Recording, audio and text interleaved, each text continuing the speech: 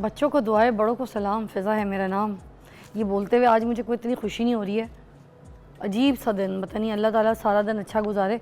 उम्मीद तो है मगर मूड वाकई ऑफ हो गया।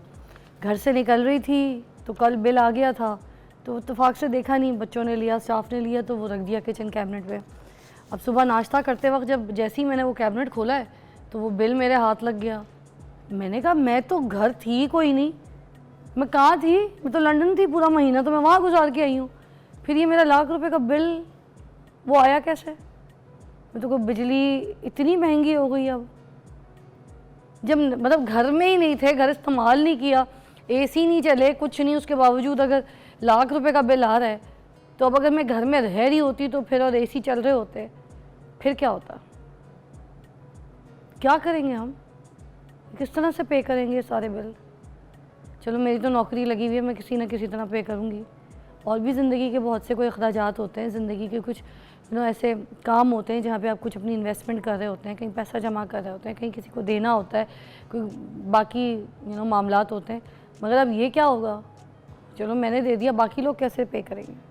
फिर वही हरकतें शुरू हो जाएंगी। कोई खंबे पे चढ़ा है, जाके वहाँ पे चीखें चिल्ला कर रहा है कि भाई बिजली का बिल पे नहीं कर पा रहे तो मैं ख़ुदकुशी कर लूँगा। कितने तमाशे, कितने अखबारातों में ऐसी ऐसी न्यूज़ मिली है।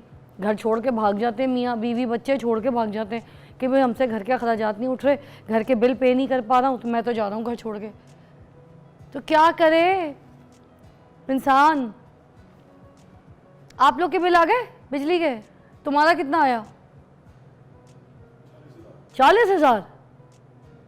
देखो, और तनख्वाह कितनी है तुम्हारी?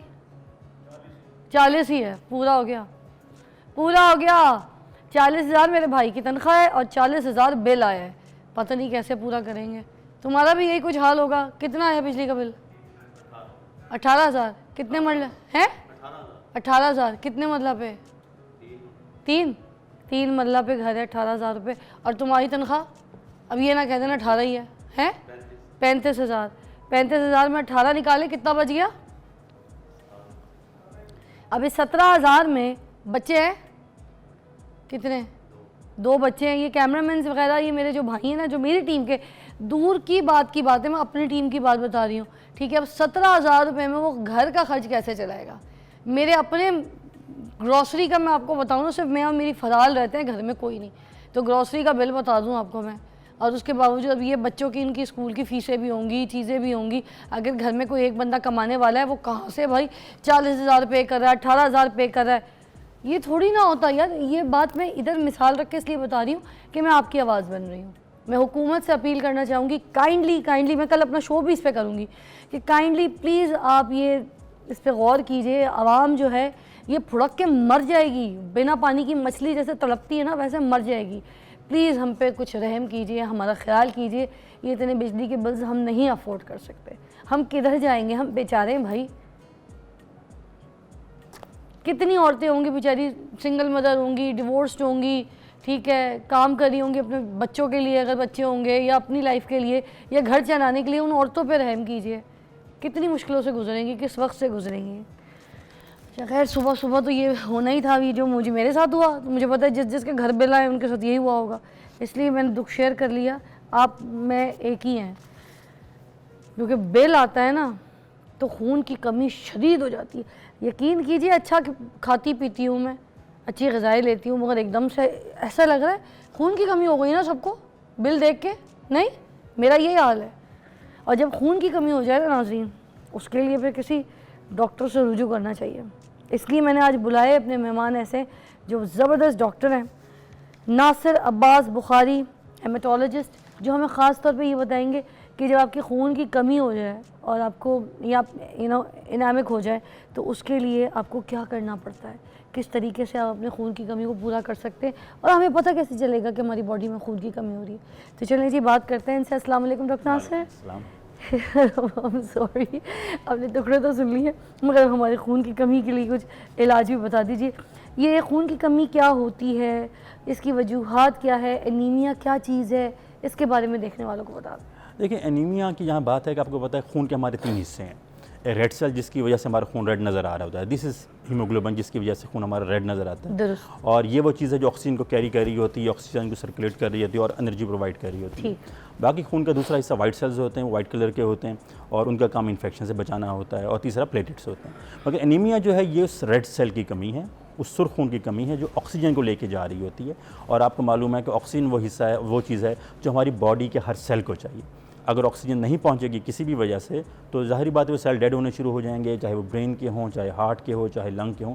तो आप अंदाज़ा कर सकते हैं कि अगर खून की कमी है, यानी कि एनीमिया है, सुर्ख खून की कमी है, तो हमारे बॉडी का हर सिस्टम मुतासर होना शुरू हो जाएगा।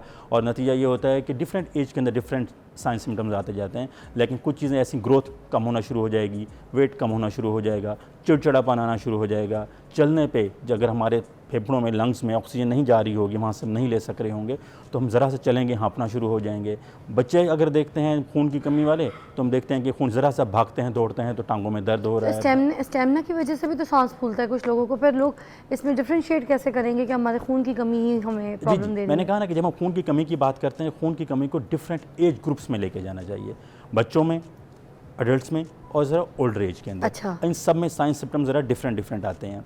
बच्चों के अंदर, बच्चों में कुदरत ने ताकत रखी है कि बच्चे जब तक बिल्कुल नहीं गिर जाते ना, बिल्कुल कमी नहीं हो जाती, उस वक्त तक वो अपने साइन सिम्टम्स नहीं देते। अच्छा। इसलिए जो बच्चे होते हैं उनमें अमूमन जहाँ से शुरुआत होती है, रात को टांगे दबाना, ज़रा सा खेलना कूदने के बाद मामा रात को टांगे दबाना, जो बहुत कॉमन साइन सिम्टम आते हैं। क्योंकि बच्चे ने खेलना कूदना है, बच्चे बैठेंगे उसी वक्त वो जब वो बिल्कुल उनके खून की इतनी कमी हो चुकी है। ये भी समझती है ना कि थकावट है। नहीं, मगर ये साइंस हैं। अगर बच्चे को फूलना और टांगों में दर्द, अगर बच्चे को बार बार टांगों में दर्द हुआ चला जा रहा है, बच्चा ज़रा से खेलता है, हाँफना शुरू हो जाता है, या वो बाहर जाके खेलना प्रेफर नहीं कर रहा क्योंकि वो कहता है कि नहीं थोड़ा बाहर जाऊँगा मामा और फिर मेरी तबीयत ख़राब होना शुरू हो जाएगी, या उसे चक्कर आने शुरू हो जाते हैं, तो ये वो साइन सिम्टम्स हैं कि जहाँ वो भागने दौड़ने में, स्कूल एग्जर्शन पे अपने आप को बचा रहा होता है, तो बंदे को बहुत फ़ौरन जहन में आना चाहिए कहीं से खून की कमी तो नहीं है। और सर ये हीमोग्लोबिन क्या चीज़ है? देखिए मैंने बताया ना, हीमोग्लोबिन खून का वो हिस्सा जो रेड कलर का है, जिसकी वजह से हमारा खून रेड है। ठीक है। ये खून का वो हिस्सा है जो ऑक्सीजन को कैरी करके जा रहा है। अच्छा। ये खून का वो हिस्सा है जिसकी वजह से एनर्जी एक से दूसरी जगह जा रही है। अच्छा। अगर ये हीमोग्लोबिन नहीं होगी तो हम लोग खुराक जज्ब ही नहीं कर सकेंगे, हम एनर्जी ले ही नहीं सकेंगे और जिस्म के बाकी हिस्सों तक पहुंचा ही नहीं सकेंगे। All because of the haemoglobin, right? ये हीमोग्लोबिन। और इसके अगर कम हो जाए बॉडी में तो क्या नुकसानात होते हैं? मैंने बताया ना कि अगर ये जिस्म के अंदर कम होती है तो ऑक्सीजन कहीं हमारी बॉडी लेके नहीं जा सकती। देखिए हमारी पूरी बॉडी को हेड टू टो, सर से लेकर पैर तक, जिस्म के हर हिस्से को ऑक्सीजन चाहिए। अच्छा। हमारे ब्रेन को ऑक्सीजन चाहिए, ग्रोथ चाहिए, हमारी आंखों को ऑक्सीजन चाहिए, हमारे हार्ट को ऑक्सीजन चाहिए। अगर किसी वजह से हीमोग्लोबिन कम हो जाएगी तो ऑक्सीजन वहाँ तक नहीं पहुँचेगी, वहाँ की उसकी ग्रोथ नहीं होगी, और अगर ज़्यादा कमी होगी तो शायद ऑक्सीजन ना पहुँचने की वजह से उस ऑर्गन के डैमेज शुरू हो जाए, हार्ट अटैक हो सकता है अगर कोई एडल्ट है। तो अगर ऑक्सीजन कैरी नहीं हो रही, ऑक्सीजन वहाँ तक नहीं पहुँच सक रही, खून की ज़्यादा कमी हुई है, हार्ट अटैक हो सकता है क्योंकि ऑक्सीजन वहाँ तक नहीं पहुँच रही। सर ये जो हमारे इंसानी जिस्म है, इस पूरी बॉडी में कितना को खून होता है? देखिए हमारी बॉडी के 10% तकरीबन खून होता है बॉडी वेट का।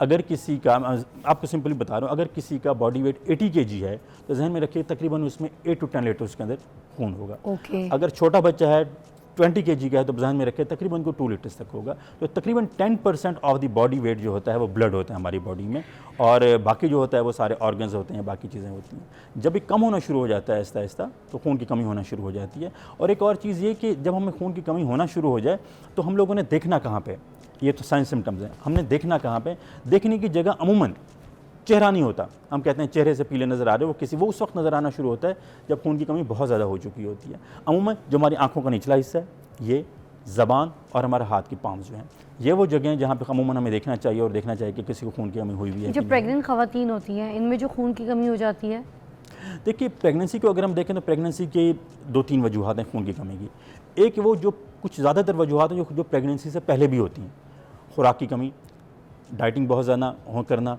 या मेंस्ट्रुअल साइकिल किसी की अगर बहुत हैवी ब्लीडिंग है उसकी वजह से।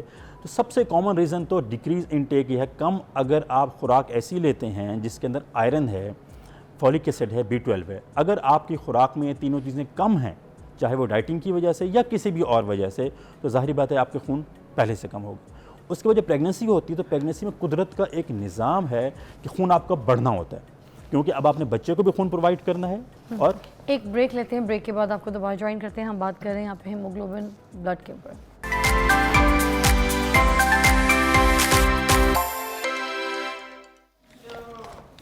Welcome back, you watching morning with Fiza. नाज़रीन, आज हम बात करें खून की कमी क्यों हो जाती है। अच्छा, मैं एक बात सोच रही थी, जितने जो गांव ग्राम के लोग होते हैं, देहात के लोग होते हैं, जो ऐसे रूरल एरियाज़ में रहते हैं, ठीक है, उनके साथ तो ये वाले मसले नहीं होते, ठीक है, वो उनको तो खून की कमियाँ नहीं होती। ये खून की कमी ज़्यादा शहर में रहने वालों को क्यों होती है? डॉक्टर साहब, ये आपसे सवाल भी है। ये देखिए, हम लोग ना अपने नेचर के साथ जब खिलवाड़ करते हैं तो नुकसान तो हमें होता है। हम लोग नेचर से लड़ रहे हैं और नेचर से हम नहीं लड़ सकते। देहात के अंदर जो चीज़ हमारी सेहत और हमारी चीज़ों के लिए लाजमी है वो खुराक। देहात में खालिश खुराक का मिल जाना, खालिश सब्जियों का मिल जाना, खालिश सबसे बढ़ कर देखिए, अब हम तो अपने आटे के साथ भी आटे को इतना रिफ़ाइन करते हैं, इतना रिफ़ाइन करते हैं कि हम उसमें से बहुत सारी चीज़ें अलग कर देते हैं। और यही वजह है कि अगर हम बहुत रिफ़ाइंड आटा खा रहे होते हैं, जिसकी हम रोटी बना रहे होते हैं, तो हमें माइक्रो न्यूट्रिशन मिल ही नहीं रही होती। इसी तरीके से एक्टिविटी, खून की कमी को पूरा करने के लिए जिस्म का एक असूल है कि आप अगर उसको यूटिलाइज़ करेंगे तो चीज़ें उसमें बनती चली जाएंगी। अगर आप पड़े रहेंगे, काम नहीं करेंगे, सिर्फ गाड़ी पे जाना है, गाड़ी पे आना है, बैठना है, कुछ एक्टिविटी नहीं है, तो चीज़ें जिसम में हमारी एक्टिव होती ही नहीं है और नतीजन कम होती चली जाती हैं। देहातों में जिस चीज़ का बहुत ज़्यादा फ़ायदा है, खुराक का खालिश होना, दूसरे नंबर पर सनलाइट जिसका एक्सपोजर है उनके पास, और तीसरे नंबर पर एक्टिविटी का होना। हम शहरों में बदकिस्मती से इन चीज़ों से दूर हो गए और ये सारी चीज़ें लाजिम हैं हमारे खून के बनने के लिए और हमारी एनर्जी को प्रोवाइड अब जैसे करने यहाँ पर शहरों में तो हमें हल्की सी स्वेटिंग शुरू होती है तो हम एसी खोल के बैठ जाते हैं। अब वो अपनी बॉडी को यूटिलाइज करते हैं, धूप में भी जाते हैं, एक्टिविटीज़ करते हैं, स्वेटिंग भी होती है जिस्म से। तो अगर हम शहरों में हैं तो फिर हमें जिम जाना चाहिए, एक्सरसाइज कर। देखिए, अगर हम बॉडी को यूटिलाइज़ नहीं करेंगे ना, बॉडी प्रोड्यूस भी नहीं करेगी। तो इसलिए लाजमी है कि हम अपनी खुराक पर तवज्जो दें, एक्टिविटी पे तवज्जो दें और सन एक्सपोजर पे। आप देखें कि हमारी ज़िंदगी इस तरह हो गई है कि हम अंधेरे से निकलते हैं, अंधेरी गाड़ी में बैठते हैं और अंधेरे ऑफिस में आके बैठ जाते हैं। हम लोगों को सनलाइट की एक्सपोजर है ही नहीं। तो इसलिए देखें, जो है ना, अगर हम बात करें खून की कमी के अंदर, तो बच्चों में खून की कमी की सबसे बड़ी वजह दूध का ज़्यादा पीना है। ये जो होता है ना, ज़्यादा पीना, यस, सिर्फ दूध हमारे लिए लाजमी है 6 माह तक जब हमने ज़्यादा पीना है। उसके बाद अगर हम दूध ज़्यादा पिएंगे, माएँ हमारे पास अक्सर आई हुई होती हैं कि बच्चों में खून की कमी हुई है, बच्चा, आपको अंदाज़ा है, मैंने कहा ना कि बच्चे जब बिल्कुल गिर जाते हैं तब वो आते हैं। उनकी HB तो तकरीबन 5-6 पे आ जाती है, तो माएँ लेके आती हैं कि देखें हमारा बच्चा ज़रा पीला लग रहा है और इसको क्या हुआ है। और उसकी जब आप हिस्ट्री लेते हैं तो उसकी सबसे बड़ी वजह एक ही होती है, दूध के अलावा कुछ नहीं लेता। हम कहते हैं कुछ नहीं ले रहा, दूध तो ले लेगा ना। डॉक्टर साहब कुछ और तो खा ही नहीं रहा था, मैंने कहा दूध ले लें। एक कितने जी 5 फीटर पी रहा है, 10 फीटर पी रहा है। मुझे बताएं, 2-2, 3-3, 4-4 लीटर तो बड़ा दूध नहीं पी सकता। बड़े को आप, छोटे को आप पिलाते चले जाते हैं। बच्चों में सबसे बड़ी वजह दूध का ज़्यादा पीना। उसके बाद ज़रा जब बड़े हो जाते हैं, उनके अंदर जो चीज़ होती है दोबारा वही एक्टिविटी का कम होना और खुराक में सिर्फ जंक फूड लेते रहना। अच्छा, अगर जंक फूड लेंगे, सिर्फ मैंने कहा ना, बिस्किट्स हो गए, चीज़ें हो गई, चॉकलेट्स हो गई, सारी रिफाइंड है, इसमें से हम सारी काम की चीज़ें निकाल चुके होते हैं। तो बहुत छोटे बच्चे चक्कर में 4-5-6 साल तक के दूध का ज़्यादा पीना, उसके बाद जंक फूड का ज़्यादा लेना, नेचुरल फूड का ना लेना। ठीक। उसके बाद कुछ कॉल्स भी मैं चाह रही थी शामिल करूं कि अगर किसी के रहनुमाई हो सके। अस्सलाम वालेकुम जी, कौन है? जी वालेकुम सलाम। मैं एसएनएस करता कराची से।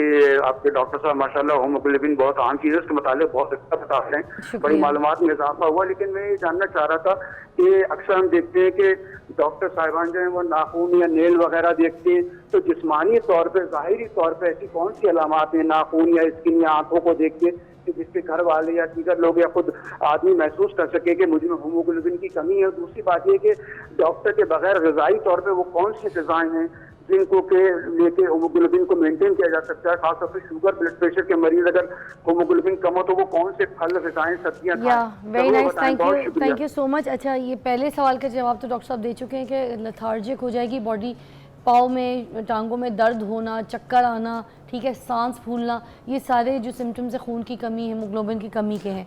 मगर उसके अलावा जो ये आप पूछ रहे हैं ना कि शुगर के अगर पेशेंट्स, उनके अंदर कमी आ जाए, तो शुगर के पेशेंट तो बात बिल्कुल सही है डॉक्टर साहब।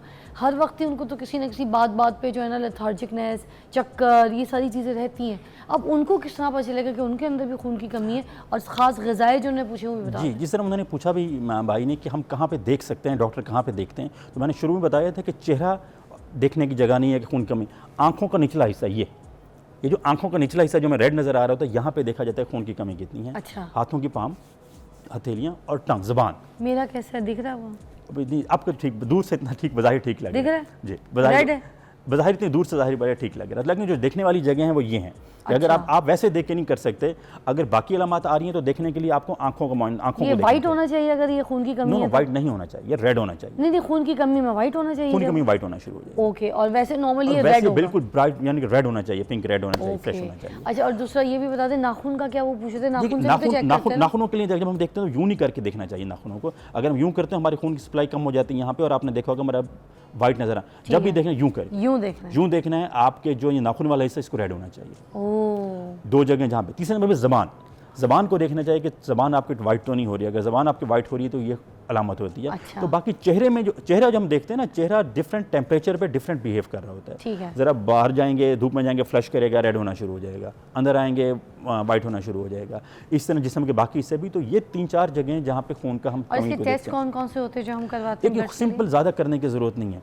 सिंपल CBC 100 रुपए का टेस्ट है, उसमें हमें अंदर बहुत मोर देन 80% हमें वजह मिल जाती है कि अगर किसी को खून की कमी हुई हुई है तो क्यों हुई हुई है, क्योंकि सेल का साइज़ हमें बता देता है। हम CBC देखते हैं, HB कम है, हम उसके बाद सेल का साइज़ देखते हैं, MCV देखते हैं, हमें पता लग जाता है कि सेल का साइज़ छोटा है, मीन्स कि ये आयरन डेफिशिएंसी है। सेल का साइज़ बड़ा है। कॉल भी शामिल करते हैं, ग़िज़ाएँ अभी हम बताएंगे। एक सवाल रहता है। अस्सलाम वालेकुम जी, कौन है? मैं उमर बात कर रहा हूँ। जी उमर, क्या पूछेंगे? मैं पूछ रहा हूँ कि ये इंसान अगर दूसरे इंसान को खून देता है जी तो उसका क्या नुकसान है? नुकसान तो कोई नहीं है मेरे ख्याल से, इसका तो फायदा है ना। देखिए ये डिपेंड करता है कि उस शख्स में खून कितना है। अच्छा, देने वाले में खून पूरा होना चाहिए। तो जब हम खून की बात करते हैं, मैं बता दूं कि क्या प्रोटोकॉल है जो बंदा खून दे सकता है। ठीक है। अगर किसी का वजन 45 kg से कम है या 50 kg से कम है, पाकिस्तान के अंदर वैसे तो इंटरनेशनल अगर हम कहते हैं 45 kg से वजन कम है, या उसकी अपनी हीमोग्लोबिन 11 से कम है, उसे खून नहीं देना चाहिए। क्योंकि अच्छा। अगर वो खून की एक बोतल पूरी देगा तो उसमें खून की खुद कमी हो जाएगी। तो इसलिए हम कहते हैं कि एज लेस देन 60 होनी चाहिए, वजन एटलीस्ट मोर देन 45-50 होना चाहिए, और उसकी अपनी HB मोर देन 11 होनी चाहिए। ठीक है। आखिरी सवाल, ये जो ग़िज़ाएँ हम खिलाते हैं उसमें कलेजी, मैंने देखा है बहुत लोग कहते हैं कलेजी खिलाएं खून बनने के लिए। देखें अभी उन्होंने पूछा था कि हम शुगर के मरीजों में, आम लोगों में क्या दे सकते हैं। मैंने कहा दवाइयाँ लेने की ज़रूरत नहीं है, आप नेचर की तरफ जाएँ। गोश्त, लेकिन गोश्त जो है ना, माजरत किस्म कहते हैं, जो बहुत आपके रिफाइंड किस्म का गोश्त होता है ना, इसमें इतना इसमें नहीं होता। तो आम गाय का गोश्त खाएं, कोई भी रेड मीट खाएं। अगर आप लोग फ़िश वगैरह चीज़ें वगैरह महंगी चीज़ें नहीं भी खा सकते, कोई भी रेड मीट वो भी नहीं मिल सकता। सिंपल सब्जियां, सिंपल दालें, अगर वो रिफाइंड नहीं है, सिंपल सब्जियां जो हमारे पास अवेलेबल हैं, उसके अंदर बहुत अच्छी मिकदार के अंदर आयरन मौजूद है। सब पत्तों वाले जितनी सब्जियां हैं, पालक है, मेथी है, जितनी चीज़ भी हैं, इन सब में आयरन बहुत ज़्यादा मौजूद है। इसलिए अगर किसी हम ये नहीं कहते, देखें कुदरत ने इंसानी जिस्म ने पैसे के सिर्फ उस पर नहीं बनाया हो कि आपके पास पैसा नहीं है, आपको नेचर के करीब रहना है। अगर हम नेचुरल ग़िज़ा खाते रहते हैं, सब्जियां, मौसमी फल ही आप रेकमेंड करते हैं। फल अगर आप कहते हैं महंगे भी हैं, तो जो चीज़ बहुत सस्ती मिल सकती है आपको, खजूर है, हर सीज़न में अवेलेबल है। अब थोड़ी आपको पता ना, अनार भी खून बनाता है। देखो अनार तो बनाता है, मगर मैंने कहा कॉस्टली चीज़ें। सिंपल खजूर जो हम कर सकते हैं, केला मौसम के अंदर अवेलेबल हो जाता है, सस्ता भी होता है, केले में बहुत ज़्यादा है। सेब कभी मौसम में महंगा भी होता है मगर सस्ता भी होता है, सेब के अंदर बहुत ज़्यादा है। तो मगर सबसे ज़्यादा हम कहते हैं खजूर वो चीज़ है जो कि सस्ती अवेलेबल भी हो जाती है, और वो आप अगर लेते रहते हैं, दिन में 3 से 4 खजूरें लेते चले जाते हैं, तो होपफुली आपको आयरन की कमी नहीं होती। ठीक है। वो जो प्रेग्नेंट वुमेन का था वो भी क्लियर कर दीजिए, दोबारा बता दीजिए। जी, मैंने बताया कि प्रेगनेंसी के अंदर कुदरत खुद ब खुद खून को बढ़ाना होता है, क्योंकि अब आपने बच्चे को भी खून प्रोवाइड करना है और आपने मदर की ज़रूरियात को भी पूरा करना है। तो नेचुरली खून में बढ़ना होता है, और अगर बढ़ने के लिए उसके अंदर रॉ मटेरियल ही नहीं होगा बॉडी के अंदर, डाइटिंग की वजह से या पहले लॉस की वजह से या मेंस्ट्रुअल ब्लीडिंग की वजह से, या उसने अच्छी खुराक नहीं रखी हुई, अगर उसके जिस्म के अंदर रॉ मटेरियल नहीं है, आयरन की कमी हुई हुई है, फॉलिक एसिड की कमी हुई हुई है, B12 की कमी हुई हुई है, तो जाहिर बात है कुदरत ने खून बढ़ाना है। एक कॉल और शामिल करते हैं, मुझे कॉल है। अस्सलाम वालेकुम जी। जी वालेकुम, राना मोइन बोल रहा हूँ लाहौर से। जी फरमाइएगा, क्या कहेंगे?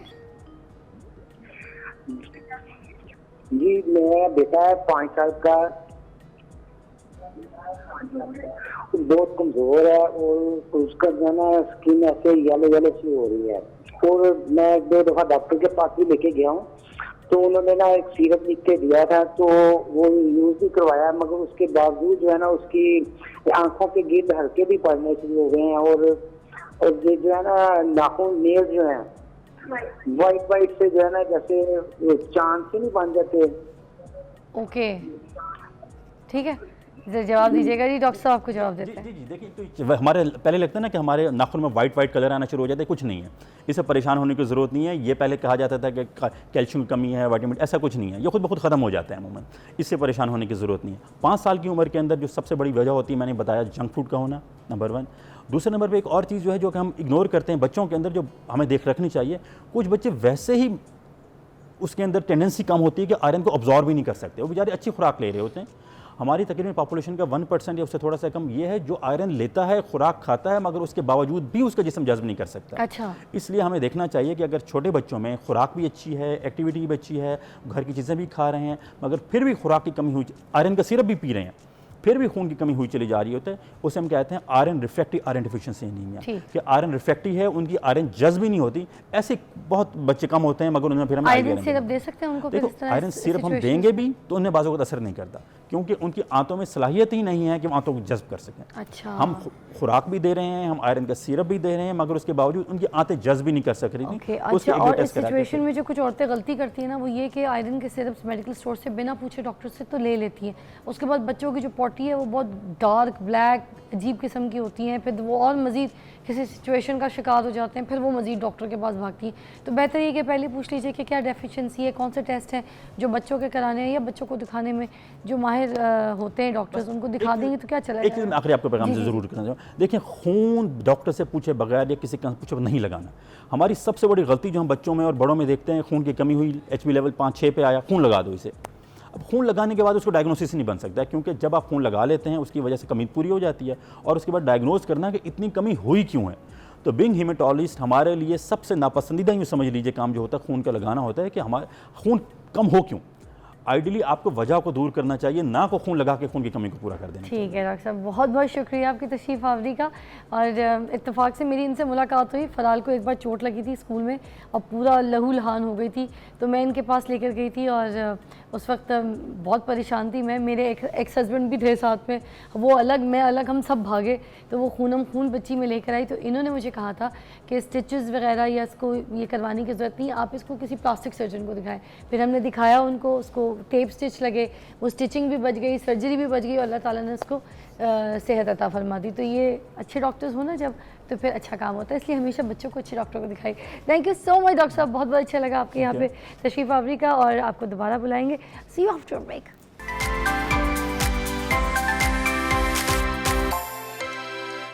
Welcome back, you watching morning with Fiza. नाज़रीन, आज हम बात करेंगे क्लाइमेट चेंज के ऊपर, क्योंकि क्लाइमेट इतना जो चेंजेस जो हो रहे हैं, जिसकी वजह से बारिशें बहुत ज़्यादा हो रही हैं, गर्मी है तो मज़ीद शिद्दत तक गर्मी जो है वो पहुंच जाती है, इतनी हीट स्ट्रोक्स और फिर ये बारिशें हो रही है तो वो रुकती नहीं है, हो ही जा रही हैं, सुबह शुरू होती हैं तो रात तक चलती रहती हैं। सैलाब बन गया, सैलाब जरखान, फटी हुई चारपाई, सारा पूरा शहर जहाँ हो जाए वहाँ बारिशें पागलों की तरह तो ऐसे ये सारी चीज़ों की सिचुएशन क्लाइमेट चेंज की वजह से। तो अभी हम बात करते हैं, हमारे पास मौजूद है अदनान शफ़क़त साहब, जो कि क्लाइमेट एक्सपर्ट हैं, और वो हमें आगाह करेंगे, गाइड करेंगे कि क्या वजूहात हैं, ऐसा क्यों हो रहा है। ठीक है जी, अस्सलाम वालेकुम अदनान साहब, कैसी तबीयत है? जी वालेकुम अस्सलाम, अल्लाह का शुक्र है जी, आप ठीक हैं?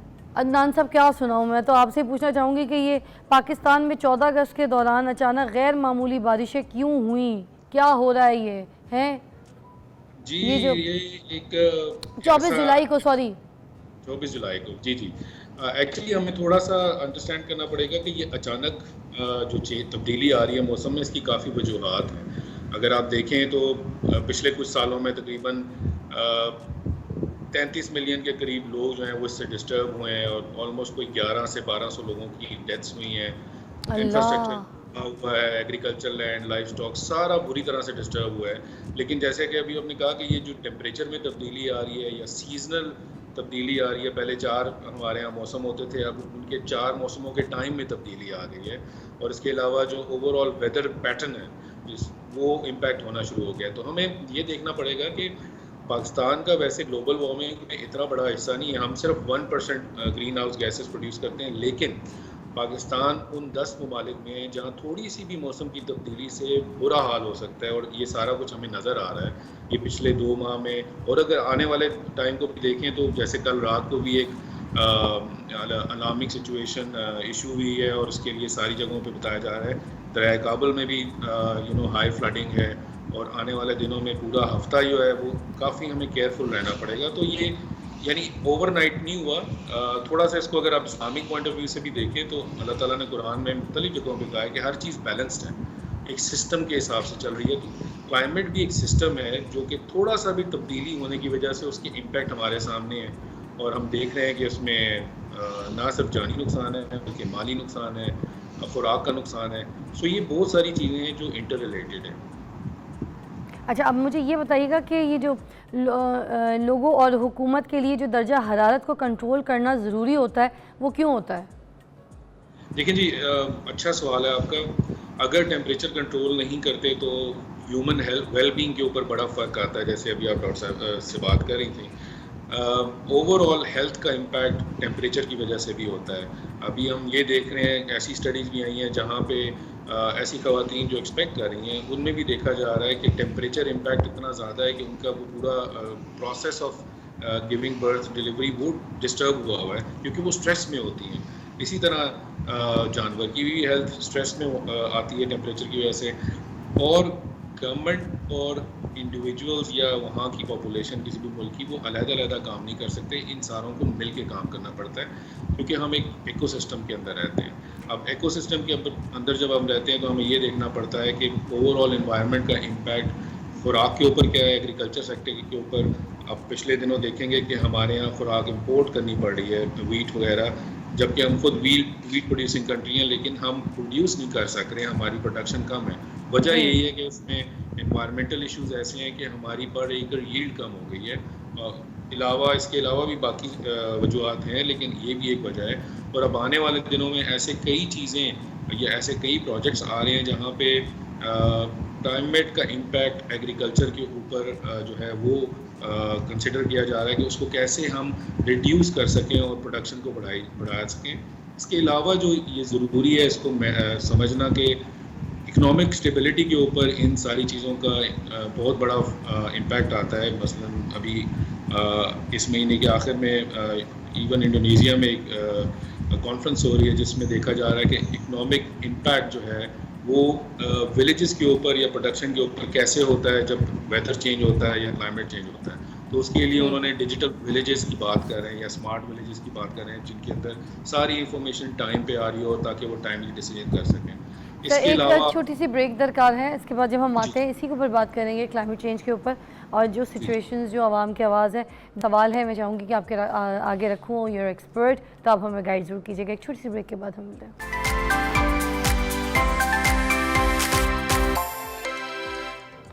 Welcome back, you watching morning with Fiza और क्लाइमेट चेंज के ऊपर बात कर रहे हैं। अदनान साहब हमारे साथ मौजूद हैं जो कि क्लाइमेट एक्सपर्ट हैं, हमें गाइड कर रहे हैं कि हमें किस तरीके से अपना ख्याल रखना है। क्लाइमेट चेंज की वजह से जो सिचुएशंस हो रही हैं उनको हम किस तरह से कैटर कर सकते हैं, अपनी लाइफ में हैंडल कर सकते हैं।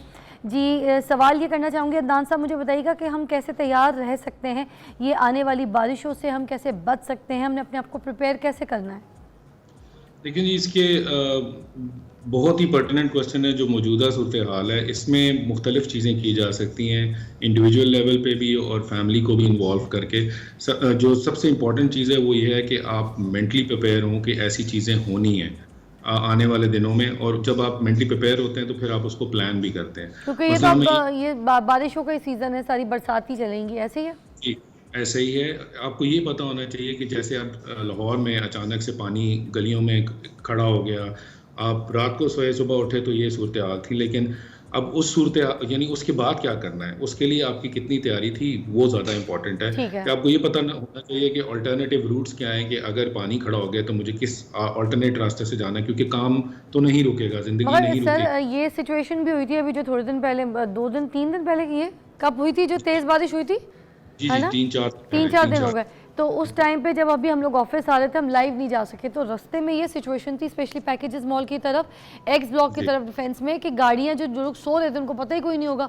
तो हम आ रहे थे यहाँ पर कुछ 7:30-7 बजे के करीब, तो गाड़ियाँ तैर रही थी पानी में बोट की तरह, बल्कि तैर के किधर निकल गई थी, किसकी गाड़ी किसके घर, किसकी गाड़ी किसके मोहल्ले। तो ये तो ऐसे बोटिंग शुरू हो गई थी। तो ये फिर किसी को क्या पता, बंदा फिर क्या तैयारी करे, गाड़ी तो अपने घर के बाहर या अपने प्लाजा के बाहर पार्क करेगा। वो ये वजह ये थी कि वो उनको पता नहीं था कि कल क्या होना है, सो दे वर नॉट प्रिपेयर्ड। यही मैं रिक्वेस्ट करता हूं कि उनके अब हमें पता है कि मौसम बरसात और हमें पता है कि नॉर्मल बारिश से ज़्यादा बारिश होगी और एक इंसिडेंस हो चुका है जहाँ पे पानी खड़ा हुआ है, तो आने वाले दिन के लिए प्रिपेयर हो जाएं। और एक और बड़ी इंपॉर्टेंट चीज़ है कि घर में हमेशा इमरजेंसी किट रखें, कोई भी हादसा हो सकता है और इस सूरत में भी कई दफ़ा आपको अद्वियात लेने की ज़रूरत पड़ती है और आप बाहर नहीं जा सकते, तो अपने घर में ही सारी चीज़ें रखें और वेदर अपडेट्स के साथ इन्फॉर्म्ड रहें। अब मोबाइल इतना एक्टिव होता है कि वहाँ पे वेदर चैनल के थ्रू सारी इन्फॉर्मेशन आ रही होती है। घरों को ऐसी जगहों पे बनाएं, ऊंची जगहों पे। अगेन आने वाले दिनों में ये चीज़ें बढ़ती जाएंगी बिकॉज क्लाइमेट का इम्पैक्ट आना है। सर दीवारें गीली होती हैं, पानी किसी ना किसी खिड़की या दरवाज़ों के जरिए घर के अंदर पानी घुस जाता है तो ये इलेक्ट्रिक शॉर्ट शुरू हो जाते हैं, दीवारें गीली हो जाती हैं। आपको पता है छोटे छोटे बच्चे हैं, दीवार को हाथ लगाते हैं, अर्थ आ रहा होता है उसके अंदर। ये सारी प्रिकॉशंस हम लोगों ने किस तरीके से लेनी है? उसमें फिर यही है कि बच्चे नंगे पाँव घर पे ना फिरें, घर में नंगे पाँव ना फिरें, बिल्कुल ना फिरें। अगर आपको पता है कि बारिश है तो एटलीस्ट चप्पल पहन के मूव अराउंड करें और वो भी रबर की चप्पल। ये बहुत ज़रूरी है कि ऐसी चीज़ जहाँ से करंट पास ना हो। इसके अलावा एक और चीज़ जो बहुत इंपॉर्टेंट है वो कम्युनिटी या नेबरहुड एक्शन होता है। बेसिकली आप उस मोहल्ले में जहाँ रहते हैं या उस इलाके में, तो उनका मिल के भी एक प्रेपरेशन प्लान होना चाहिए कि हम ऑल्दो कि हम बहुत अच्छी जगह पे रहते हैं दुनिया में जहाँ अड़ोस पड़ोस एक दूसरे की मदद करने के लिए तैयार होते हैं, तो उसकी वजह से बहुत ज़्यादा आसानी हो जाती है। लेकिन स्टिल बारिश के मौसम में हमने क्या करना है, उसकी कितनी तैयारी है वो हमने देखना है। जैसे आपने कहा कि जी हमारी मूवमेंट का मसला होता है, तो कई दफ़ा आपको किसी की गाड़ी ऐसी जगह खड़ी है जहाँ से वो मूव कर सकता है, तो आप मदद मांग सकते हैं। कई दफ़ा बच्चों को स्कूल छोड़ना है, सुबह नहीं जा सके, अब इस बारिश के मौसम में तो जैसे आपने बताया ऑफिस नहीं आ सके, उसका आप देखें कि इम्पैक्ट क्या हुआ है। ना सिर्फ लोगों के उस दिन का नुकसान हुआ है बल्कि पूरा चैनल का एक नुकसान हुआ है। और इवन नो डाउट एक्सीडेंट्स कितने हो रहे होंगे, कैसे कैसे हादसा हो रहे होंगे, लोग कितनी परेशानियों का दुश्वारियों का शिकार हो रहे हैं। Thank you so much Adnan साहब आपके टाइम का, आपने हमें गाइड किया एंड आप क्लाइमेट एक्सपर्ट थे, आपने हमें सही सिचुएशन से आगाह किया, बहुत बहुत शुक्रिया। और नाज़रीन आपसे भी अब मैं ये कहना चाहूँगी कि बरसात का मौसम है, बारिशें तो हमारे सर पे हैं। अब इस बारिशों से भी ये जो मेन प्रिकॉशंस हैं जैसे कि अदनान साहब ने बताया, अगर उस चीज़ को फॉलो करें। ख़ास तौर पे मुझे एक बात जो अभी हमारी एक सेलिब्रिटी बुशरा अंसारी जी जिन्होंने बोला, मुझे बहुत अच्छी लगी ऑनेस्टली। उन्होंने कहा कि जो 14 अगस्त अभी आ रही है, बरसात का मौसम है, बारिशें दबा के होंगी, तो वाई नॉट ये जो क्लाइमेट चेंज है इसके लिए, इसको रोकने के लिए अगर हम ये जो 14 अगस्त की झंडियाँ ख़रीदेंगे जिस पे हम ये खर्चा करेंगे, एक आध ठीक है आप ले लें, अपने घर पे लगा लें, दरवाजे पे लगा लें, मगर फजूलियात वाले ख़र्चे जो है उससे बच के अगर वही पैसे आप पौधों पे लगा दें, आप इस तरह के दरख्त लगा लें, ठीक है, गलियों में लगाएं, हर जगह लगाएं, तो ये जो ग्रीनरी है, ये जो पौधे हैं, असल में पाकिस्तान को जो ग्रीन झंडे का रंग है ना, अगर इसको असल में ग्रीन पौधों के ज़रिए बनाएंगे ना, तो क्लाइमेट चेंज जो है ये जिसकी हम लोग दुश्वारी तकलीफ़ों में अभी शिकार हैं, इससे हम बहुत बच सकेंगे। तो मुझे बुशरा अंसारी की बात बहुत अच्छी लगी। आई होप कि अगर आप भी ये चीज़ें अपनी ज़िंदगी में अमल पर लाएंगे तो हमारा पाकिस्तान जो है सब्ज़ो शादाब ग्रीन और बेहतर हो जाएगा। एक ब्रेक के बाद मिलता है।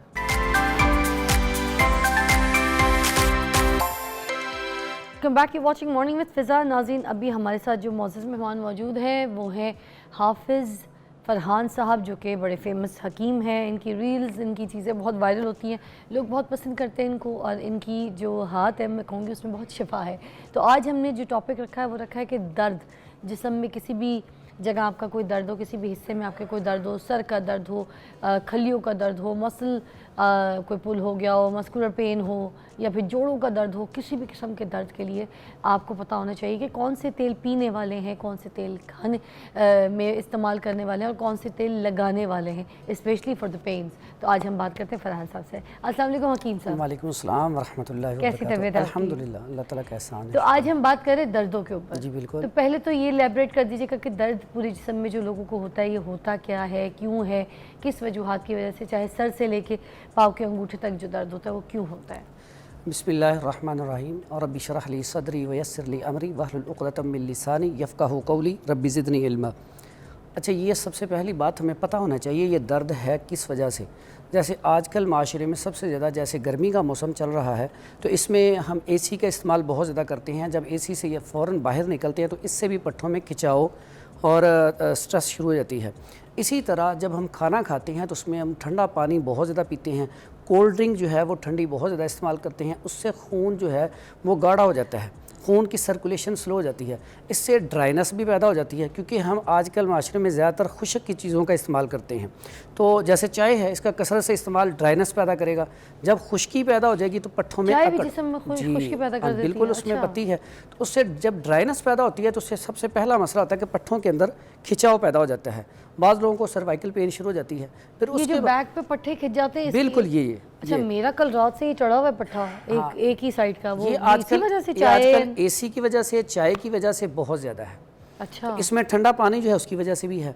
ठंडा पानी तो मैं नहीं, मगर ये मुझे मेरे ख्याल से आप जो कह रहे हैं ये ना, बिल्कुल ऐसे है। बाज़-औक़ात हम जब लेटते हैं तो सही सिमत नहीं लेटते। हाँ, समटाइम्स सोने में कोई जी। ऐसी कोताही हो जाती है, लेफ्ट सो जाए, राइट सो जाए, कोई ऐसे गलत एंगल से बिल्कुल तकिया ऐसा। ऊपर नीचे, है ना। जैसे हमारे प्यारे नबी हज़रत मोहम्मद सल्लल्लाहु अलैहि वसल्लम ने फरमाया कि दाईं साइड पे ऐसे करवट लेके सोएं, और जब उठते वक्त भी हम बिल्कुल आराम से उठें। बाज़ औक़ात हम बड़ी जल्दी में उठते हैं, तो इससे भी आपके अंदर पेन शुरू हो जाती है। अच्छा, फिर उसके बाद ये जो हम अद्वियात खाते हैं, फौरी तौर पे पेन किलर ले ली। बाज़ औक़ात डॉक्टर से भी नहीं पूछते, किसी तबीब से भी नहीं पूछते, खुद से ही लेके पेन किलर शुरू कर देते हैं। ऐसे ही अब है। पेन किलर जितनी है वो ड्राइनेस पैदा करती हैं, क्योंकि उनका मिजाज खुश्क और गर्म होता है। अच्छा। जब हम खाते हैं तो खुश्की और बढ़ जाती है।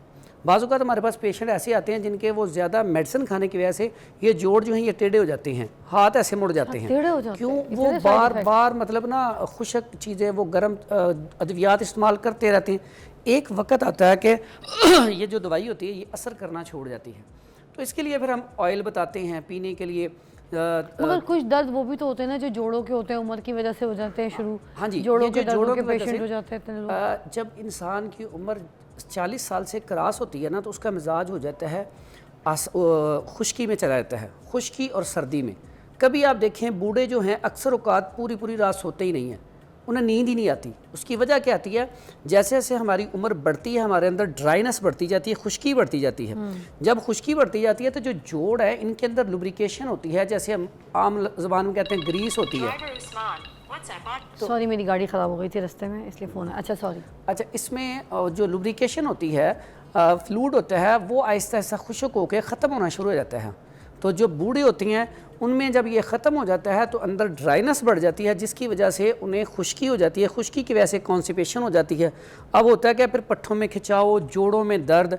फिर क्या होती है? जैसे जब लुब्रिकेशन ख़त्म हो गई तो टक टक की आवाज़ें आना शुरू हो जाती हैं। जी, अब वो होता है कि कुछ अरसे बाद जो हमारी हड्डियाँ हैं, ये जो है ये वाली हड्डी ये भुरना शुरू हो जाती है। तो बाद में फिर अक्सर औक़ात पे डॉक्टर कहते हैं आपकी नींद नहीं डलेगी, आपका जो घुटना है ये बिल्कुल ख़राब हो चुका सर है। मैं तो अभी वो क्या कहते हैं ऑलिव ऑयल पीना शुरू किया पानी में, तो मैं ठीक हो गई। मैं तो नमाज भी नहीं पढ़ सकती थी बैठ के, ये बिल्कुल बहुत बुरी हकीकत। हालत, अब लॉक हो देखिए- जाता था घुटना। बिल्कुल। अब ऑयल जब हम इस्तेमाल करेंगे ज़्यादा तो उससे क्या होगा? लुब्रिकेशन पैदा होगी। अच्छा, अब जब लुब्रिकेशन पैदा होगी, ग्रीस पैदा होगी, तो उससे क्या होगा? हमारे जोड़ डॉक्टर बगैर मैं ऑपरेशन तो के ठीक हो बताऊं जाएंगे। हकीम साहब, मेरी तो स्किन भी अच्छी हो गई, खुदा की कसम। एक फ़र्क आया है, बड़ा वरना मैं ज़बरदस्त। किसी बात पे कसम नहीं उठाती। स्किन में फ़र्क आया, ड्राइनेस नॉर्मल हुई, बाल अच्छे हुए, और सबसे बड़ी बात मेरी टांग ठीक हो गई। ये सबसे ज़्यादा पेशेंट इसी तेल चीज़ का पीने से, जी। मैं कहता हूँ कि हमारे अंदर खुश्की बहुत ज़्यादा है। अब देखें ये जो चिड़चिड़ापन, गुस्सा, ज़िद, आजकल देखें ये जो मसाइल हैं, तलाक के मसाइल हैं, ये आपस में लड़ाई झगड़े, कत्लो गारत, तो ये बात छोटी सी होती है। वो चूँकि अंदर खुश्की होती है और वो कॉन्स्टिपेशन होती है, पट्ठों में खिंचाव होता है। जब खुश्की होगी ना तो खुश्की से नींद नहीं आती सही। जब नींद नहीं आएगी तो वो अच्छा, ये जो हमारे जिस्म में खुश्की है, ड्राइनेस है, तो ये इस सारा कुछ जो होता है इसी की वजह से होता है, क्योंकि डॉक्टर्स तो मतलब मानते ही नहीं इस चीज़ को। बस ये दो ही चीज़ें होती हैं। नहीं, मेरे पास बाज़ों का डॉक्टर हज़रात आती हैं जब अपनी फैमिली की मेडिसिन लेने आते हैं, तो फिर मैं उन्हें गाइड करता हूँ। देखें, आप कहते हैं कि ये जो आप कहते हैं ठंडी चीज़ें हैं, ऐसा तो कोई इशू नहीं है, कोई गर्म चीज़ है। मैंने कहा देखिए, एक सीना बसीना चीज़ें चलती आ रही हैं। जब भी हमें गर्मी लगती थी तो आलू बुखारा इमली का शरबत वालदा ने बना के दे देना, तो उससे फौरी तौर पे हमारे अंदर वो तब्दीली आ जाती थी। जैसे आम रूटीन में यहाँ पे देखिए, जब हम मटन खाते हैं या बीफ खाते हैं तो फौरी तौर पे हमारे जिस्म के अंदर हरारत पैदा होती है, छूटना भी शुरू हो जाता है ठीक है। sometimes, और बाज़ों का ऐसा होता है कि पेशाब जल के आना शुरू हो जाता है, ठीक है, और फील होता है, ब्लड प्रेशर हाई हो जाता है। इसका मतलब ये है कि गर्म और ठंडी तासीर है। जब आप कोई भी चीज़ खाती हैं, जैसे आपने चावल खाए तो चावल से फ़ौरन रतूबत पैदा होना शुरू हो जाती है, आपके मुंह के अंदर बलगम रेशा पैदा होना शुरू हो जाता है, कीड़ा आना शुरू हो जाता है। मकसद कहने का कि जो भी चीज़ हम खाते हैं, केले से भी होता है, बिल्कुल ऐसा, उसके अंदर भी रतूबत है ना। तो इसका मतलब है ठंडी और गर्म चीज़ों का असर है। और जब से हमने अपने आबाओ अजदाद की बातों को छोड़ा है, देखें उम्रें भी कम हो गई, हमारे अगर बुज़ुर्गों को देखें, वो फिट 100 साल तक उनकी एज थी, 100, 110 साल, 120 साल, दांत भी ठीक, आंखें भी ठीक, हम तो 50 के बाल भी बाद ठीक, बोनस पे ही होते हैं, जी लिया बोनस तो पे, जी लिया, वरना बोनस, लुढ़क गए तो लुढ़क गए, बोनस पे। फट्टे थले, है ना। और ये 40 के बाद तो लाजमी तौर पे ऑयल को बढ़ाना चाहिए। तो बताएं, चलें फिर शुरू हाँ, करते हैं। मुझे बताएं, सबसे पहले जोड़ों के दर्द से शुरू करते हैं। ये जो जोड़ों के दर्द है, इसमें मालिश करनी है या पीना है, कौन से तेल होता है? इसमें 2-3 तरीके होते हैं। सबसे पहला काम तो जैसे आपके जोड़ों में दर्द है तो इसके लिए आप पहले तो हल्का हल्का मसाज करेंगे। बाजू कौन का से तो तेल क्या है, उसमें जैतून ऑयल बड़ा बेहतरीन है, इसका कुरान मजीद में भी जिक्र है। बेहतरीन सबसे अच्छा है कि जैतून ऑयल की मालिश आप हल्के हाथ से करें। अच्छा। मैं आपको और भी इंशाल्लाह ऑयल बताऊंगा, उसका कम्बिनेशन भी बताऊंगा, लेकिन क्या कलौंजी भी मिक्स कर सकते हैं? आप कलवंजी भी मिक्स कर सकते हैं। जोड़ों के लेकिन दर्द के लिए? जोड़ों के दर्द के लिए ज़्यादा बेहतरीन ऑयल जो है, मैं आपको एक बड़ा आसान सा सस्ता सा एक नुस्खा लिखवा देता हूँ, बड़ा कमाल का उसका रिजल्ट बता है। दें, बता दें। उसमें एक तो खाने के लिए नुस्खा है और एक लगाने के लिए ऑयल है। ठीक। लगाने के लिए उसमें आपने क्या लेना है, रोगने मछली, ये बाज़ार से अच्छा वाला मिल जाता है। रोगने तारपीन, इसको ट्रांसफ़र ऑयल भी कहती हैं। ये तारपीन? तारपीन, तारपीन, तारपीन, रोगने तारपीन, हाँ। रोगने मछली। हाँ जी। और ये जो रोगने तारपीन है ना, इसको ट्रांसफार्मर ऑयल भी कहा जाता है। ये जो हम ट्रांसफार्मर होते हैं, ये बिजली वाले, ये इसके अंदर से निकलता है। ओह। ठीक है। और ये बड़ा ज़बरदस्त है। इसके अच्छा, साथ मतलब यूज ले रहे हैं, यूज ही मिलेगा वो तो? वो मिलता ही यूज़ है। ठीक है। उसके बाद जैतून ऑयल ले लें और रोगने कुंजद, तिलों का तेल, ये 4 ऑयल ले लें 50-50 ग्राम। इनको आप मिक्स कर लें। मिक्स करने के बाद इसका बिल्कुल नरम हाथ से जब भी मसाज करना हो, जहाँ पे आपके पेन हो, ऊपर से नीचे को करना है मसाज। अच्छा, ब्लड सर्कुलेशन ऐसे बिल्कुल ऊपर से नीचे को मसाज करना है और ज़ोर से नहीं करना। बाजू का जब आपके पेन हो ना, आपने ज़ोर ज़ोर से वो नहीं करना। हकीम साहब, तभी तो मज़ा आता है, जैसे ऐसे ऐसे करके अंगूठों से जब दर्द निकाला जाए लेकिन ना। उसमें वो अंदर तक सही जज़ब नहीं होता। अच्छा, हमने जज्ब वाला करना हमने है। जज़ब करना है। एक चीज़ आ गई, अब खाने के लिए ऐसा जो पेशेंट है उसे चाहिए कि वो सब्जियां ज़्यादातर इस्तेमाल करे, क्योंकि उसके अंदर लुब्रिकेशन हमें चाहिए। ऐसी सब्जियां जिसके अंदर फाइबर का इस्तेमाल ज़्यादा होता है, जैसे अरवी। अरवी कर सकता है, कद्दू, तोरी, टिंडे, हलवा कद्दू, दाल मूंग वगैरह। अगर वो इसमें इस्तेमाल करना चाहे, मटन थोड़ा बहुत इस्तेमाल कर सकता है। दाल भिंडी कम इस्तेमाल करें। भिंडी का वो भी तो लेस वाली है। लेकिन साथ हमने ये भी रखना है कि हमने रतूबत पैदा भी करनी है, जो बीच में अगर उसके अंदर वो गर्मी है उसको निकालना भी है। जैसे यूरिक एसिड है, यूरिक एसिड में अब यूरिक एसिड जम गया हुआ है, अब उसको हमने हरारत पैदा करके निकालना है। अच्छा, तो अब हमें यहाँ पे बाइल पैदा भी करनी है और निकालनी भी है। जैसे सफरा, हम अपनी जुबान में एक मत में कहते हैं सफरा, यानी कि जिगर पैदा करता है, वो सफरा पैदा करता है, गर्मी। हमने गर्मी पैदा करके उसको हरारत दे के तो उसको निकालना भी है, जो अच्छी चीज़ है उसे वहाँ पे जज़ब भी करना है। ठीक है। तो ये, लेकिन इसके लिए खाने के लिए एक साथ बड़ा कमाल का नुस्खा है। अगर वो एक कैप्सूल सुबह शाम खा लिया जाए तो फौरी तौर पर पहले दिन से रिलीफ है। कौन सा बता दीजिए? वो उसमें असगंध नागोरी, ये भी आम पंसार स्टोर से बड़ी सस्ती चीज़ें मिल जाती हैं। असगंध, इसको अश्वगंधा भी कहते हैं। अच्छा, ठीक है, अब समझ गए। इसके बारे में मशहूर है कि अगर ये कोई एक दरख्त है ना, सूख चुका है, उसको भी आप 1 महीना ना उसके वो जड़ में लगाते रहे ना, वो भी हरा हो जाएगा। अश्वगंधा की तो क्या ही बात है। अश्वगंधा इतनी ज़बरदस्त चीज़ है, कोई शक नहीं, कोई शक। और ये जो अश्वगंधा है ये 50 ग्राम लेनी है। ठीक है। और सुरंजा शीरी, ये भी 50 ग्राम लेनी है। काली मिर्च, उसको भी हमने 50 ग्राम लेना है। और सूंड, जिसको अदरक खुशक करके, ये भी 50 ग्राम। इसको पाउडर फॉर्म में करके तो इसका बड़ा वाला 1000 mg का कैप्सूल भर लें। सुबह और शाम 1 कैप्सूल नीम गर्म दूध के साथ ले लें, फौरी तौर पर रिजल्ट है पहली खुराक से इंशाल्लाह। तो पेट में भी बड़ा ज़बरदस्त, ये बेहतरीन किस्म का आपके अंदर ना, ये आप फूड सप्लीमेंट भी कह सकते हैं, हर लिहाज से ज़बरदस्त चीज़ है। अरे वाह, और एंटीबायोटिक है ये पूरा, क्योंकि एंटीसेप्टिक है अदरक, तो आपको बहुत ही अच्छी प्रॉपर्टीज है उसके अंदर, तो बहुत अच्छा नुस्खा है। एक कॉल शामिल करते हैं प्रोग्राम में। अस्सलाम वालेकुम। हेलो जी, मिसेज इरशाद, क्या बोलेंगी? हकीम साहब हमारे साथ मौजूद है, कुछ पूछना चाहेंगी? मैं सबसे कंफर्म करना चाह रही थी, मेरी ना जो है वो HbA1 तक जो है वो 14 तक पहुंच चुका है। डायबिटिक पेशेंट हूँ मैं। डायबिटिक पेशेंट है? डायबिटिक पेशेंट भी है। मेडिसिन ले रही हूँ, लेकिन अभी जस्ट 1 मंथ हुआ है मैंने स्टार्ट किया है। लेकिन मेरी डायबिटीज है वो, मैं वॉक भी कर रही हूँ, लेकिन वो मतलब डे बाय डे इंक्रीज हो रही है। वॉक भी कर रही है, मगर डे बाय डे उनकी जो शुगर है वो इंक्रीज ही हो रही है। इंक्रीज हो रही है। शुगर के लिए बेहतरीन सबसे काम जो है वो एक्सरसाइज है। सुबह के टाइम पे कह रही हैं वॉक कर रही हैं, मैं बताता हूँ इनको, थोड़ा सा इसको चेंज करें, डाइट प्लान इनका चेंज करते हैं। आप सबसे पहला काम ये करें बहना कि आपने सुबह की वॉक 1 घंटा करनी है और शाम की वॉक 1 घंटा, और जितनी भी मसनूई मीठी वाली चीज़ें हैं वो छोड़ दें। किस तरीके की वॉक? ब्रिस्क वॉक तेज़ या फिर हल्की हल्की? पहले हल्की करें तो उसके बाद थोड़ी सी तेज़ करें, पहले 15 मिनट हल्की करें फिर तेज़ करें। शुगर जो है, मेरे पास बहुत सारे पेशेंट आते हैं जिनको इंसुलिन लग रही होती है, अल्हम्दुलिल्लाह काफ़ी ज़्यादा पेशेंट हैं जिनकी इंसुलिन छूट चुकी है। सिर्फ बड़ा आसान सा, सिंपल सा, सादा सा उसका कुलिया है। जितनी मसनूई चीज़ें हैं, जैसे चीनी है, उसके अलावा जितनी मिठाइयाँ हैं, फास्ट फूड है, बेकरी आइटम है, सारी बंद कर दें।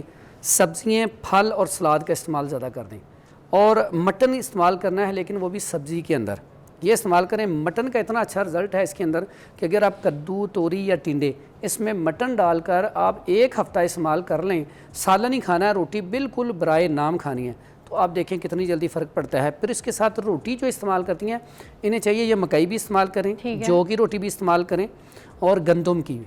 ये तीनों का आटा मिक्स कर लें, उसमें चने थोड़े से आप मिक्स करके वो भी डाल लें। काले चने, सफ़ेद? हाँ काले वाले। तो इनका इकट्ठी चीज़ें लेके आटा पिसवा लें, ये वाला आटा इस्तेमाल करें, शुगर भी नॉर्मल पे आ जाएगी। और इसमें साथ अगर एक आप नुस्खा इस्तेमाल कर लें तो बहुत अच्छा है। जल्दी बता दीजिएगा, ब्रेक पे जाना है। उसमें नुस्खे में कलवंजी है, मेथरे हैं, उसके बाद ये इसका तुम्मा है, 3 चीज़ें हैं, और तुख्मे सरस है, 4 चीज़ें। 4 चीज़ों को ना 50-50 ग्राम लेके इसका पाउडर करके कैप्सूल भर लें, 1 कैप्सूल सुबह 1 शाम खाएं, इंशाल्लाह शुगर नॉर्मल पे आ जाएगी। इंशाल्लाह एक ब्रेक के बाद मिलते हैं आपको। आप देख रहे हैं मॉर्निंग विद फिजा।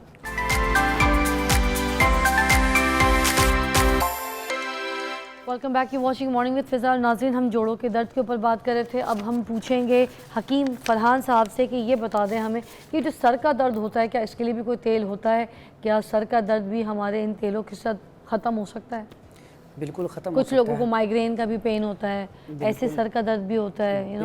बिल्कुल ये ख़त्म हो सकता है, कोई मुश्किल नहीं है। अब सर के दर्द की भी वजूहात होती हैं, वो किस वजह से है। अगर तो वो कॉन्स्टिपेशन की वजह से है, पट्ठों में खिंचाव है, सर में दर्द है, अगर तो वो है कॉन्स्टिपेशन की वजह से गैस्ट्रिक प्रॉब्लम है, तो उसके लिए रोगने बादाम जो है ये बेहतरीन चीज़ है। इसको 1 चम्मच 1 कप गर्म पानी में डालकर पिया जाए, शहद मिला के, या उसमें दूध में इस्तेमाल कर लिया जाए, तो इससे सर दर्द ख़त्म हो जाती है। उसके अलावा ये अगर सर्दी की वजह से सर दर्द है तो उसके लिए रोगने लौंग जो है उसको यहाँ पे भी लगा लिया जाए और ये कानों के पीछे भी लगा लिया जाए, फौरी तौर पे इसकी दर्द ख़त्म हो जाती है। उसके अलावा ये अमृत धारा है, ये वैसे ही हर घर में होना चाहिए, इसके बहुत ज़्यादा फ़वाइद हैं। और सर दर्द के लिए तो ये चुटकी में काम करता है कि आपने अभी लगाया है तो 1 मिनट के अंदर दर्द आपका गायब। अच्छा, ठीक है, ये फौरी रिजल्ट किसी भी किस्म का दर्द, किसी भी किस्म का। आखिरी वो जो ये जो मसल पुल हो जाते हैं ना, लोगों के पट्टे चढ़ जाते हैं, उसके लिए कौन सा तेल होता है? उसके लिए बड़ा बेहतरीन ऑयल है। उसमें आप अक्सर देखते हैं, हम किसी भी जराह के पास जाएं, ये जो हड्डी जोड़ होते हैं तो वो रेड कलर का ऑयल देते हैं। जी जी जी जी। हाँ, उसमें आप ना रतन जोत ले लें 10 ग्राम, उसके बाद जायफल, जावत्री और दारचीनी, ये भी सारी 10-10 ग्राम, और हरमल ले लें 10 ग्राम, और जड़ पान ले लें 10 ग्राम।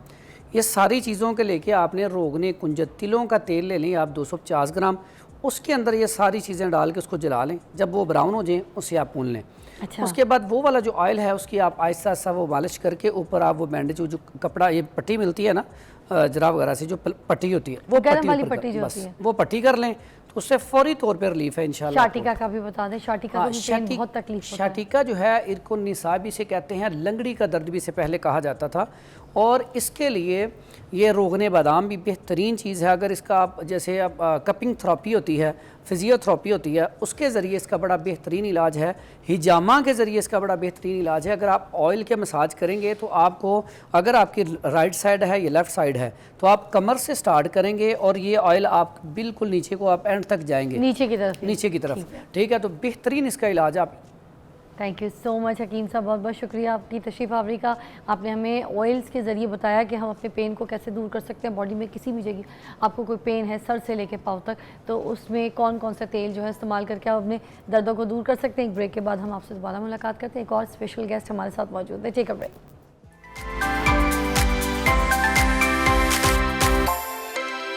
Welcome back, you watching morning with Fiza. और नाज़रीन, अभी हमारे पास जैसे ब्रेक से पहले मैंने आपको कहा था बहुत स्पेशल गेस्ट होंगे, उनसे आपकी मुलाकात करवाऊंगी, तो अभी मेरे सामने है। मैं इसके बारे में थोड़ा सा बता दूं।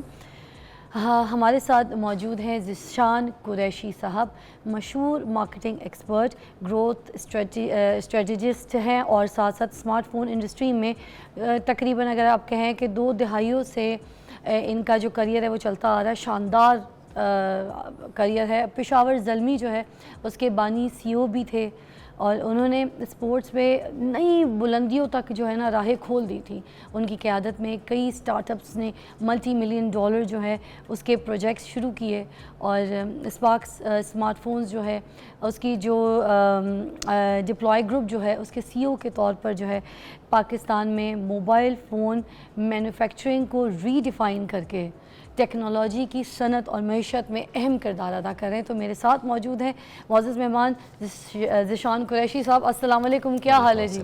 मैं बिल्कुल ठीक हूँ, आप बताइए। अल्लाह का शुक्र। मेरी इनसे तो गाहे बगाहे मुलाकात होती रहती है क्योंकि स्मार्टफोन्स के जितने भी ये स्पार्क्स के इवेंट्स होते हैं तो मैं उसका हिस्सा भी रहती हूँ, मैं जाती हूँ। तो मैंने ऑलरेडी इनके काम को, इन लोगों की जो एक स्ट्रेटजी है उस सबको देखा हुआ है, किस तरीके से लोग अपनी चीज़ों को टेक केयर करते हैं, फॉलो करते हैं और फिर मार्केट में मुतारिफ़ करवाते हैं।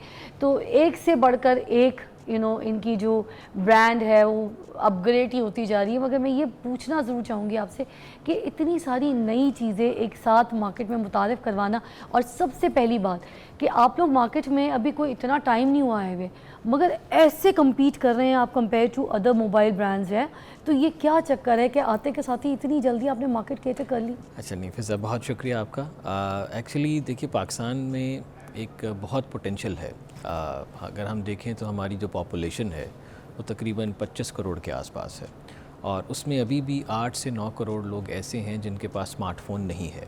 अच्छा, ठीक है, तो ये तकरीबन 35% बनता है टोटल पॉपुलेशन का। तो इसका मतलब है कि बज़ाहिर बहुत सारे ब्रांड्स गैर मुल्की भी और मुल्की भी पाकिस्तान में मौजूद हैं, मगर पोटेंशियल अभी भी बहुत ज़्यादा है कि इतने सारे लोगों के पास स्मार्टफ़ोन है ही नहीं, और जो इस्तेमाल करते हैं स्मार्टफ़ोन वो भी हर 6 महीने, 1 साल, 2 साल के बाद उसको तब्दील करने के ख्वाहिशमंद होते हैं क्योंकि नई टेक्नोलॉजी आ रही है। तो इट मीन्स कि मार्केट तो है वहाँ पे।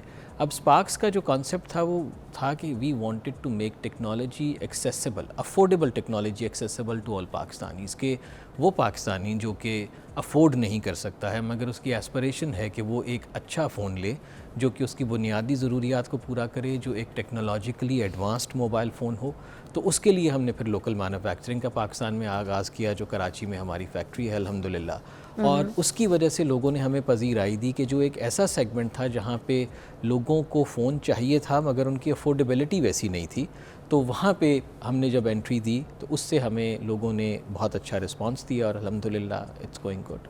अच्छा, नेक्स्ट जनरेशंस ऑफ स्मार्टफोन्स में हम कौन सी ऐसी इनोवेशंस है जिसकी तवक्को कर सकते हैं, कोई बेहतरीन इनोवेशंस जो आप अच्छा देखिए, एवोल्यूशन एक बड़ी इंटरेस्टिंग चीज़ है। अगर आप 10 साल पीछे चले जाइए तो मोबाइल फ़ोन छोटे हो रहे थे, हम ये देखते थे कि फ़ोन स्लिम होना चाहिए जब स्मार्टफ़ोन नहीं आए थे। अगर आप 2005 की या 2008 की बात करें, एंड्रॉयड 2010 के बाद आया, तो फ़ोन होता था कि कितना छोटा हो सकता है, कितना स्लिम हो सकता है। उसके बाद फिर फ़ोन बड़े होने शुरू हो गए।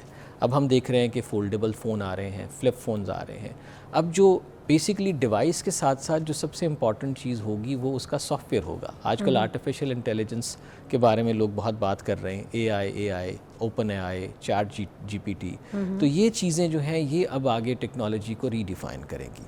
अब जितना ज़्यादा सॉफ्टवेयर अपडेट होता चला जाएगा, जितनी ज़्यादा देखिए बेसिकली हो क्या रहा है कि अब आप चैट GPT के थ्रू या ओपन AI के थ्रू वो काम कर सकते हैं सेकंड्स के अंदर जिसमें आपको कभी घंटे या कभी दिन भी लग जाते थे। लोग प्रोग्रामिंग सीख रहे हैं, लोग डिज़ाइनिंग सीख रहे हैं, इवन लोग जो है वो इतनी कॉम्प्लेक्स किस्म के एल्गोरिथम्स चैट GPT के थ्रू लिख रहे हैं। और ये सब किस में हो रहा है कि आप एक ऐप खोलते हैं, उसके अंदर आप टाइप करते हैं मुझे ये चाहिए। इवन लोग, आपने अपने ट्रैवल आइटनरी बनाना है कि आपने यहाँ से युगांडा जाना है, वो आपको पूरा एक जो है वो स्केड्यूल बना के दे देगा और वो साथ में उसकी टेंटेटिव कॉस्ट भी बता देगा। AI जो है अब हर जगह मोबाइल फ़ोन्स में देखी जाती है, टेक्नोलॉजी बढ़ गई है, ठीक है जी। तो इसका जो इस्तेमाल है, इसकी जो चीज़ें हैं, ये नई इनोवेशंस अगर मैं इस पर बात करूँ तो उसमें ये पाई जाती हैं, इसमें ज़रूरी है टू हैव एक अच्छे मोबाइल में।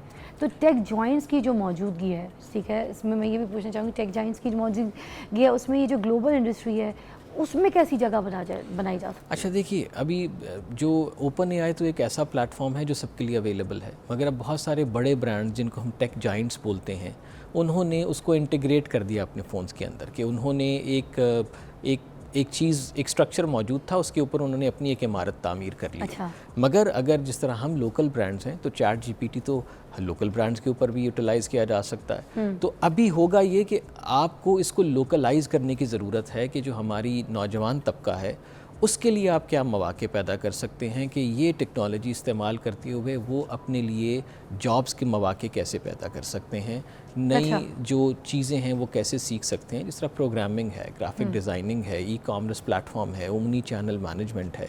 ये सब चीज़ें ऐसी हैं जिनको अब आप घर बैठे अगर आप थोड़ा सा रिसर्च करें और अच्छे तरीके से इन टूल्स को इस्तेमाल करें तो ये बहुत ज़्यादा फ़ायदेमंद है। इन लाइक शॉर्ट आप ये कहना चाह रहे हैं कि आप घर बैठ के अपने मोबाइल फ़ोन्स के ज़रिए जो है इस तरह की जॉब्स और सब चीज़ें जो है डिस्कवर जी, बहुत सारे लोग कर रहे हैं। आप देखें कि वर्क फ्रॉम होम कोविड के बाद तो अब बहुत सारी जो टेक इंडस्ट्री है वो लोग आते ही नहीं है ऑफिस, वो वर्क फ्रॉम होम करते हैं और वो जो टास्क है उनको मिलता है वो उसको मुल्क की मैशत को भी बेहतर कर सकते हैं। ऑफ कोर्स बहुत ज़्यादा फ़ायदा होगा। हाँ जी, उसकी वजह ये देखें कि जितना भी ये काम है ये सारा का सारा बैरून मुल्क जो कंपनीज़ हैं वो देती हैं, जिस तरह फाइवर है या अपवर्क है, बहुत सारे ऐसे प्लेटफॉर्म्स हैं।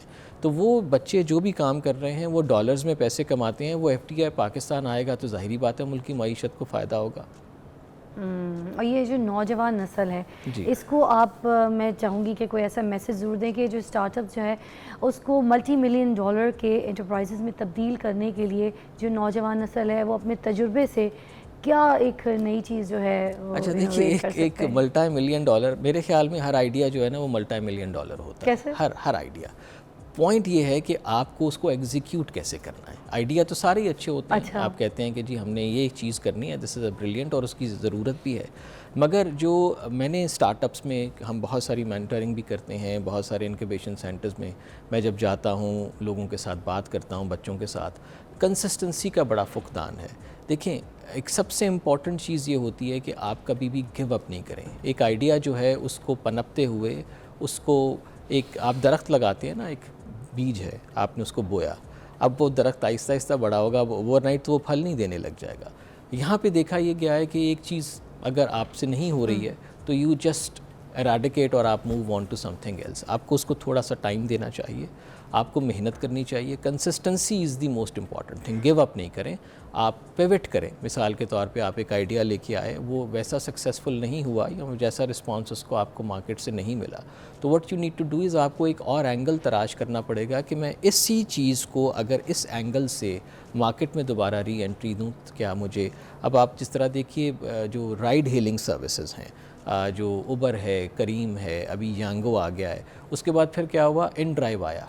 अब लोग ये कहते थे कि इतनी सारी राइड सर्विसेज अवेलेबल हैं तो ये तो फेल हो जाएगा। अब उन्होंने पिवट क्या किया, उन्होंने ये किया कि ड्राइवर्स को ऑप्शन दे दी कि हाँ ये एक कॉस्ट है, इस कॉस्ट की बेसिस के ऊपर आप राइड एक्सेप्ट और रिजेक्ट कर सकते हैं, उनके ऊपर कोई ऑब्लिगेशन नहीं।